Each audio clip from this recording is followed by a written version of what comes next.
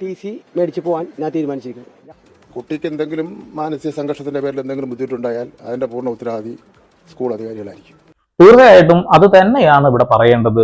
തട്ടമിട്ട് വന്ന ഒരു പെൺകുട്ടി മറ്റുള്ള കുട്ടികളുടെ കൂടെ ഇരിക്കുമ്പോൾ അത് ബുദ്ധിമുട്ടുണ്ടാകുന്നു എന്നൊക്കെ പറയാനും മാത്രം എന്ത് ബോധമാണ് ഇവരുടെ എന്ന് മനസ്സിലാകുന്നില്ല. എല്ലാവർക്കും നന്ദി പ്രകാശനം അറിയിച്ചുകൊണ്ട് യുവജനോത്സവ വേദികളിലൊക്കെ സ്കൂൾ കുട്ടികളൊക്കെ പരിപാടി അവതരിപ്പിക്കില്ലേ, മാന്യ സദസ്സിന് വന്ദനം എന്ന രീതിയിലൊക്കെ എന്തൊക്കെയോ ആ ഒരു സിസ്റ്റർ വന്ന് പറഞ്ഞു എന്നുള്ളതാണ്. അവരുടെ തലയിലും തട്ടമുണ്ട് എന്ന കാര്യം എല്ലാവരും സൂചിപ്പിക്കുന്നുണ്ട് എന്നുള്ളതാണ്. അങ്ങ് നോർത്തിലൊക്കെ ഓരോരോ പ്രശ്നങ്ങൾ ക്രിസ്ത്യൻസിന് നേരെയാണെങ്കിലും മുസ്ലിങ്ങൾക്ക് നേരെയാണെങ്കിലും ഉണ്ടാകുന്ന സമയത്ത് ശക്തമായ നിലപാടെടുത്തുകൊണ്ട് അതിനൊക്കെ പ്രതികരിക്കുന്ന വ്യക്തികളാണ് നമ്മൾ എല്ലാവരും, അല്ലെ? പക്ഷെ കേരളത്തിലും അത് സംഭവിക്കുന്നുള്ളതാണ്.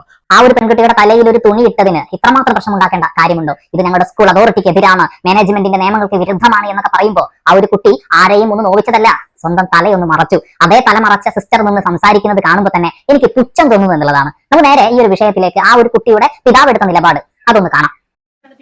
ടി സി മേടിച്ച് പോകാൻ ഞാൻ തീരുമാനിച്ചിരിക്കുന്നത്. 2 കാരണങ്ങൾ കൊണ്ടാണ് ഞാൻ ടി സി മേടിച്ചു പോകുന്നത്. ഒന്ന്, എൻ്റെ മകള് ഹിജാബ് ധരിച്ചു വരുമ്പോൾ കുട്ടികൾക്ക് ഭയമുണ്ടാകുന്നു എന്ന് അവിടുത്തെ പ്രിൻസിപ്പൽ പറഞ്ഞത് എൻ്റെ മകൾക്ക് വളരെയധികം വിഷമമുണ്ടാക്കിയ വാക്കാണ്. 2, ഞാൻ കൊടുത്ത പരാതിയുടെ അടിസ്ഥാനത്തിൽ സർക്കാർ വ്യക്തമായ അനുകൂലമായൊരു നിലപാട് സ്വീകരിക്കുകയുണ്ടായിരുന്നു. എന്നാലും എൻ്റെ കുട്ടിയെ അവിടെ പഠിപ്പിക്കാൻ ഉദ്ദേശിക്കുന്നില്ല. കാര്യം അവിടെ ഒരു സാമുദായിക സംഘർഷം ഉടലെടുക്കാൻ സാധ്യതയുണ്ടായിരുന്നു. പിന്നെ വിദ്യാഭ്യാസ വകുപ്പിൻ്റെ ഓഫീസിൽ നിന്ന് ഫോൺ വിളിയുണ്ടായിരുന്നു. തുടർ പഠനത്തിന് എന്ത് നിലപാട് വേണമെങ്കിലും എടുക്കാം, എന്ത് സഹായത്തിനും വിളിക്കാമെന്ന് അറിയിച്ചിട്ടുണ്ട്. ആ ഒരു കുട്ടിയുടെ മനസ്സ് എത്രത്തോളം സങ്കടപ്പെട്ടിട്ടുണ്ടാവും, അല്ലെ? വളരെ നിസ്സാരമായിട്ടുള്ള കാര്യം. നിസ്സാരം എന്ന് പറഞ്ഞാൽ ഇത്രയും നിസ്സാരമായ ഒരു കാര്യമില്ല എന്നുള്ളതാണ്. ഒരു തുണി തലയിൽ വീണു, അത് അവർക്ക് വലിയ പ്രശ്നം ഉണ്ടാക്കുന്നു. ആ തട്ടമിട്ടത് കാണുമ്പോൾ മറ്റുള്ള കുട്ടികൾക്ക് അരോചകമായി തോന്നുന്നു എന്നുള്ള വാക്കുകളൊക്കെ ഉപയോഗിക്കുമ്പോൾ സൂക്ഷിക്കണ്ടേ എന്റെ പൊന്നു മാഡം.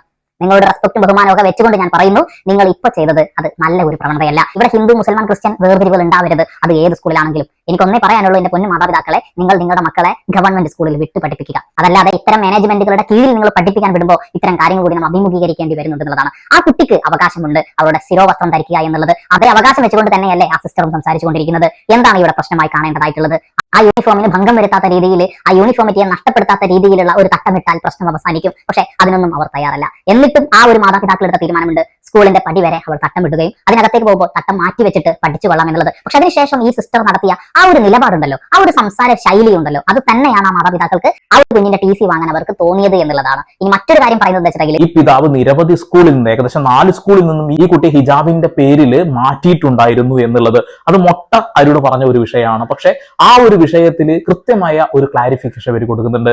ഇവർക്ക് മൊത്തം 4 മക്കളെങ്ങാനുമാണ് ഉള്ളത്. അതിൽ 2 കുട്ടികൾ വിദേശത്താണ് പഠിച്ചുകൊണ്ടിരിക്കുന്നത്. അതായത് പെൺകുട്ടികളുടെ വിദ്യാഭ്യാസം നിഷേധിക്കുന്ന ഒരു ഫാമിലിയാണ് എന്നുള്ള ഒരു നുണ പ്രചരണം ഇവിടെ തച്ചുടക്കുകയാണ് എന്നുള്ളതാണ്. ഈ പിതാവ് പറയുന്ന വളരെ പ്രധാനപ്പെട്ട ഈ ഒരു കാര്യമാണ് എനിക്ക് കൂടുതൽ ഈ വീഡിയോ ചെയ്ത് കൂടുതൽ പ്രചോദനമാവുന്നത്. പിന്നെ ഇന്ന് പ്രിൻസിപ്പളിന്റെ ഒരു പ്രസ്താവന ഉണ്ടായിരുന്നു, ഞാൻ കേട്ടത് മതേതരത്വ സ്വഭാവത്തിന്റെ രീതിയിലുള്ള ഒരു വസ്ത്രധാരണമാണ്, വസ്ത്രധാരണത്തിനാണ് ഞാൻ തീരുമാനമെടുത്തിരിക്കുന്നതെന്നാണ് പറഞ്ഞത്. എൻ്റെ മകൾ ധരിച്ചിരുന്ന ഷാള് മതേതരത്വമില്ലേ ആ ഷാളിൽ? പിന്നെ കാര്യങ്ങൾ എനിക്ക് പറയാൻ മാനസികമായിട്ട് വളരെ ബുദ്ധിമുട്ടുണ്ട്. അതുകൊണ്ട് എൻ്റെ അഡ്വക്കേറ്റ് സംസാരിക്കുന്നതാണ്. മതേതരത്വത്തിന് വിരുദ്ധമായിട്ടുള്ള വസ്ത്രമാണ് ധരിച്ചത് എന്നുള്ളത് കൊള്ളാം. അപ്പോ അവർ ധരിക്കുന്നതിന് യാതൊരു പ്രശ്നവുമില്ല, മറ്റുള്ള ആളുകൾ ധരിക്കുന്നതാണ് പ്രശ്നം. ഹൈക്കോടതി ഇങ്ങനെ ഒരു വിധി വന്നിട്ടുണ്ടെന്നുണ്ടെങ്കിൽ ഇപ്പോ നമ്മുടെ വിദ്യാഭ്യാസ മന്ത്രി ശക്തമായിട്ട് നിലപാടെടുക്കുന്നുണ്ടല്ലോ. ഒരൊറ്റ നിലപാടെടുത്താൽ മതി, ഹൈക്കോടതിയിലുള്ള ഈ വിധി സ്റ്റേ ചെയ്യുകയും അതുകൂടാതെ തന്നെ നിങ്ങൾ അതിന് അപ്പീൽ പോവുകയുമാണ് വേണ്ടത്. അങ്ങനെ ചെയ്തില്ല എങ്കിൽ ഈ ഒരു പേപ്പർ ഉപയോഗിച്ചുകൊണ്ട് നാളെ ഏതെങ്കിലും ഒരു സ്കൂൾ, ഏത് മതസംഘടനയുടെ സ്കൂളാണെന്നൊന്നും നോക്കണ്ട, അവരെ അടിച്ചേൽപ്പിക്കുന്ന വസ്ത്രം ധരിക്കേണ്ടി വരും. നാളെ തട്ടമിടരുതെന്ന് പറഞ്ഞ സ്കൂൾ നാളെ പറയുകയാണ് എല്ലാവരും തട്ടമിടണം. എന്താവും അവസ്ഥ? ഇതൊക്കെ നമ്മൾ മുൻകൂട്ടി കാണേണ്ട വിഷയം തന്നെയാണ്. കാരണം അങ്ങനെ ഒരു വിധിയാണ് വന്നത് എന്നാണല്ലോ അവർ അവകാശപ്പെടുന്നത്. സ്കൂൾ അതോറിറ്റിക്ക് തീരുമാനിക്കാം എന്ത് യൂണിഫോം ധരിപ്പിക്കണം എന്നുള്ളത്. മാറ്റങ്ങൾ അനിവാര്യമാണ്, പക്ഷെ അത് ആളുകളുടെ വിശ്വാസങ്ങളെ ഹനിക്കുന്ന രീതിയിലാവരുത് എന്നുള്ളതാണ്. ആ കുട്ടി തട്ടം വിട്ടത് കൊണ്ട് ഈ ലോകമൊന്നും തലകീഴായി മറിയില്ല എന്ന ബോധം അവർക്കുണ്ട്. വളരെ ചിരിച്ചുകൊണ്ട് എന്തൊക്കെയോ പറഞ്ഞ് എന്തൊക്കെയോ നേടിയ ലാഘവത്തോടു കൂടി അവർ സംസാരിക്കുന്ന ഒരു വീഡിയോ നിങ്ങൾ കണ്ടിട്ടുണ്ടാവും. കുറെ ഇംഗ്ലീഷിലും മലയാളത്തിലും ഇടകലർത്തി എഴുതി വെച്ചത് ആരോ എഴുതി കൊടുത്തത് വായിക്കുമ്പോൾ കാണുമ്പോൾ നമുക്ക് ശരിക്കും പുച്ഛം തന്നെയാണ് തോന്നിയിട്ടുള്ളത്. കാരണം ആ കുട്ടിയോട് നിങ്ങൾ കാണിക്കുന്ന ആ ഒരു നീതികേട്, നെറികേട്. സ്കൂൾ പ്രിൻസിപ്പലിന്റെ പ്രതികരണം ഇന്ന് പുറത്തു വന്നിട്ടുണ്ട്. അതിൽ അവർ പറയുന്നതിൽ പ്രശ്നമായി ഞങ്ങൾ കാണുന്നത് ഒരേ ഒരു കാര്യമാണ്. അതായത് ഹിജാബ് നിഷേധിക്കുന്നത് ഇന്ത്യൻ മതേതരത്വത്തിന്റെയും സംസ്കാരത്തിന്റെയും ഭാഗമായിട്ടാണ് എന്നാണ് അവർ പറയുന്നത്. അങ്ങനെ വരുമ്പോൾ നമ്മുടെ മതേതര സങ്കല്പങ്ങളിൽ ഹിജാബ് നിരോധിക്കുന്നത് അല്ലെങ്കിൽ നിഷേധിക്കുന്നത് ഒഴിവാക്കണം എന്ന് പറയുന്നത് ഇന്ത്യൻ സംസ്കാരത്തിനെ സപ്പോർട്ട് ചെയ്യുന്നതിന് തുല്യമാണെന്ന് പറയുമ്പോൾ ഇസ്ലാമിനെ ഏത് രീതിയിലാണ് ആ മേഡം കണ്ടത് എനിക്ക് മനസ്സിലായിട്ടില്ല. ഏതൊരു വ്യക്തിക്കും മൗലികാവകാശങ്ങൾ ഉണ്ടല്ലോ. ആ കുട്ടിക്ക് ശിരോവസ്ത്രം ധരിക്കാനുള്ള അവകാശമുണ്ട്. ഇപ്പൊ ഇന്ത്യയിൽ തന്നെ സിഖ് വിഭാഗക്കാർക്ക് തീർച്ചയായിട്ടും അവരുടെ തലയിലുള്ള തലപ്പാവ് മാറ്റാൻ പാടില്ല. അത് ഇന്ത്യൻ ആർമിയിലേക്ക് വരികയാണെന്നുണ്ടെങ്കിലും ഇന്ത്യൻ പോലീസ് ആവുകയാണ് എങ്കിലും അവരത് മാറ്റുന്നില്ല. കാരണം അവർക്ക് പ്രത്യേകം ഒരു നിയമ സംവിധാനം അല്ലെങ്കിൽ നിയമത്തിൽ എഴുതി ചേർത്ത ഒരു കാര്യമാണ്. അത് അവരുടെ വിശ്വാസത്തിന്റെ ഭാഗമായിട്ടുള്ള കാര്യമാണ് എന്നുള്ളത്. ഇവിടെ എന്തുകൊണ്ട് അത് ചെയ്യുന്നില്ല? ചില ആളുകളെങ്കിൽ ചില ആളുകൾ പ്രതികരിക്കുന്നുണ്ടല്ലോ. അതന്നെ വലിയ കാര്യം. ഇതില് ഹിന്ദു എന്നോ മുസൽമാൻ എന്നോ ക്രിസ്ത്യൻ എന്നോ വേർതിരിവില്ലാതെ എല്ലാവരും ശബ്ദം ഉയർത്തേണ്ട വിഷയം തന്നെയാണ്.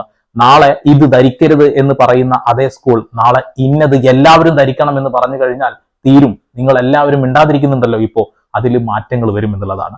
നമുക്ക് എന്തായാലും ആ ഒരു സ്കിറ്റ് അതൊന്ന് കാണാം. ഒന്ന് രണ്ട് വ്യക്തികൾക്ക് നന്ദി പറഞ്ഞുകൊണ്ട് ഞാൻ തുടങ്ങുകയാണ്. ആദ്യമായി ഈ അവസരത്തിൽ ചെറിയ ഒരു കന്യാസ്ത്രീ സമൂഹമായ ഞങ്ങൾ കുട്ടികളുടെ നല്ല ഭാവിയെ ലക്ഷ്യം വെച്ച് നടത്തുന്ന ഈ വിദ്യാലയത്തിന് അവകാശങ്ങൾ ഉണ്ടെന്നും അതിന് സുരക്ഷ വേണമെന്ന് ബോധ്യമായപ്പോൾ സംരക്ഷണം നൽകിയ ബഹുമാനപ്പെട്ട കേരള ഹൈക്കോടതിക്ക് നന്ദി. മാന്യ സദസ്സിന് വന്ദനം. ഞാനിവിടെ അവതരിപ്പിക്കാൻ പോകുന്നത് ആരോ എഴുതി തന്നത് വായിക്കുന്ന ഒരു ചെറിയ പൊറോട്ട് നാടകം. അങ്ങനെ പറയേണ്ടി വരും. നന്ദിയൊക്കെ പ്രകാശിപ്പിച്ചുകൊണ്ട് തുടക്കത്തിൽ തന്നെ മാധ്യമപ്രവർത്തകർ പറയുന്നുണ്ട്, ഒരു ചോദ്യവും ഇങ്ങോട്ട് ചോദിക്കണ്ട, ഞാൻ അങ്ങോട്ട് പറയും ഇത് റേഡിയോ ആണ് എന്നുള്ളത്. എന്തുവാടെ ഇതിന് എന്തൊക്കെയാണ് പറയേണ്ടത്? അവർ പറഞ്ഞത് കേട്ടില്ലേ? നല്ല വിദ്യാഭ്യാസം കൊടുക്കുന്ന ഒരു സംവിധാനമാണ് ഞങ്ങളുടേത് എന്നുള്ളത്, എല്ലാവരെയും റെസ്പെക്ട് ചെയ്യുന്ന സംവിധാനമാണ് ഞങ്ങളുടേത് എന്നുള്ളത്. അതേ ആളുകൾ തന്നെയാണ് ആ കുഞ്ഞിനെ ഇന്ന് വിഷമിപ്പിച്ച് ഒരു മൂലയിൽ ഇരുത്തിയിട്ടുള്ളത് എന്നുള്ളതാണ്. കേരളം ചർച്ച ചെയ്യുന്ന ഒരു വിഷയമായി മാറ്റേണ്ട വിഷയമായിരുന്നില്ല ഇത്. വളരെ ചെറിയ വിഷയമായിരുന്നു. ആ കുട്ടിയോട് വേണമെങ്കിൽ ഇങ്ങനെ ഒരു കാര്യം പറയാം, നാളെ നിങ്ങൾ യൂണിഫോമിന്റെ അതേ യൂണിഫോമിറ്റിയുള്ള ഒരു തട്ടം ധരിക്കൂ എന്നുള്ളത് അല്ലെ? അങ്ങനെയല്ലേ ചെയ്യേണ്ടത്? അതിന് പകരം മറ്റൊരു രീതിയിൽ കാലങ്ങളായിട്ട് അവരത് ഫോളോ ചെയ്തു വരുന്ന ആളുകളാണ്. പല ആളുകളും തട്ടം ഇട്ടിരുന്നവർ ഇപ്പൊ തട്ടം വേണ്ട എന്ന് പറയുന്നവരുണ്ട്. പല ആളുകളും തട്ടം നിർബന്ധമാണെന്ന് പറയുന്ന ആളുകളുണ്ട്. അതെന്തോ ആകട്ടെ, അവരുടേതായിട്ടുള്ള ഒരു വിശ്വാസവും കാഴ്ചപ്പാടും ഉണ്ട്. അതിനെ തകർക്കുന്നതാണ് ജനാധിപത്യ രാജ്യത്തിന് വിരുദ്ധമായിട്ടുള്ള പ്രവർത്തനങ്ങൾ. ഇതിനെ ന്യായീകരിക്കുക എന്ന് പറയുമ്പോൾ കൊള്ളാം. ഇവിടുത്തെ ഈ സ്കൂളിലെ നിയമങ്ങളും നിബന്ധനകളും അനുസരിച്ച് ഞങ്ങളുടെ വിദ്യാർത്ഥിനി വന്നാൽ ആദ്യ ദിനം വന്ന അതേ സ്നേഹത്തിൽ വിദ്യാഭ്യാസം പൂർത്തിയാകുമ്പോഴും ആ കുഞ്ഞിനെ വിദ്യ നൽകാൻ ഞങ്ങൾ തയ്യാറാണ്. We are wholeheartedly ready for that. ഓഹ് എന്റെ പൊന്നെ, സമ്മതിച്ചു പോയിട്ടോ, സമ്മതിച്ചു പോയി. എഴുതി വായിക്കണം. ഒരു കുട്ടിയെ കുറിച്ചുള്ള സ്നേഹം പറയണമെങ്കിൽ എഴുതിയത് വായിക്കണം.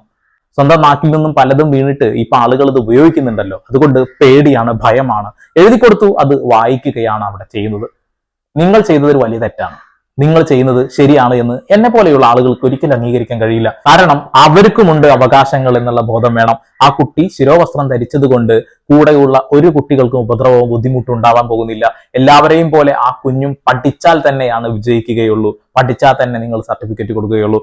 അതിന്റെ അപ്പുറത്തേക്ക് നിങ്ങളെ ഏത് രീതിയിലാണ് ആ തട്ടം ഹണ്ട് ചെയ്തത് എന്ന് മനസ്സിലാകുന്നില്ല. ഇനി ഈ ഒരു വാക്ക് നിങ്ങൾ കാണാം. ഡോക്ടർ ജിൻഡോ ജോൺ പറയുന്ന വാക്കാണ്.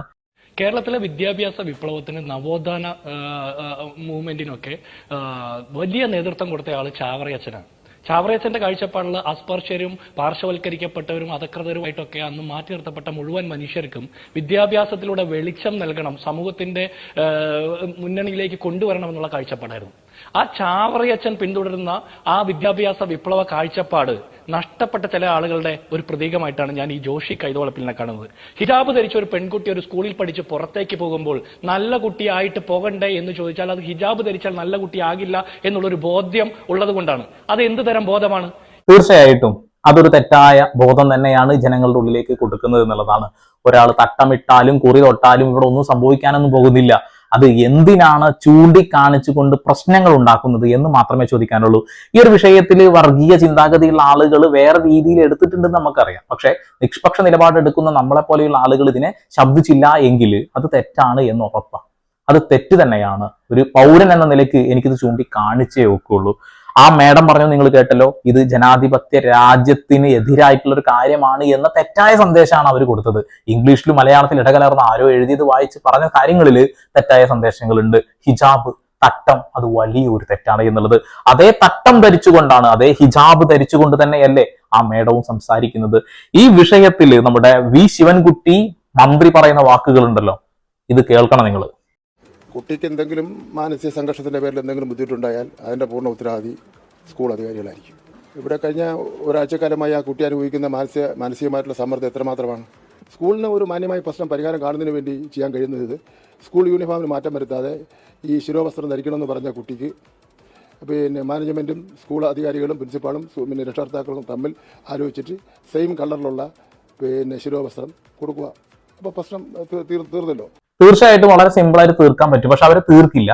ഈ വിഷയം ഈ രീതിയിൽ തന്നെ കത്തി നിൽക്കണമെന്ന് ആഗ്രഹിക്കുന്നുണ്ടാകാം. അതുകൊണ്ടാകാം ഈ ഒരു വിഷയം ഈ രീതിയിൽ തന്നെ അവർ മുന്നോട്ട് കൊണ്ടുപോകുന്നത്.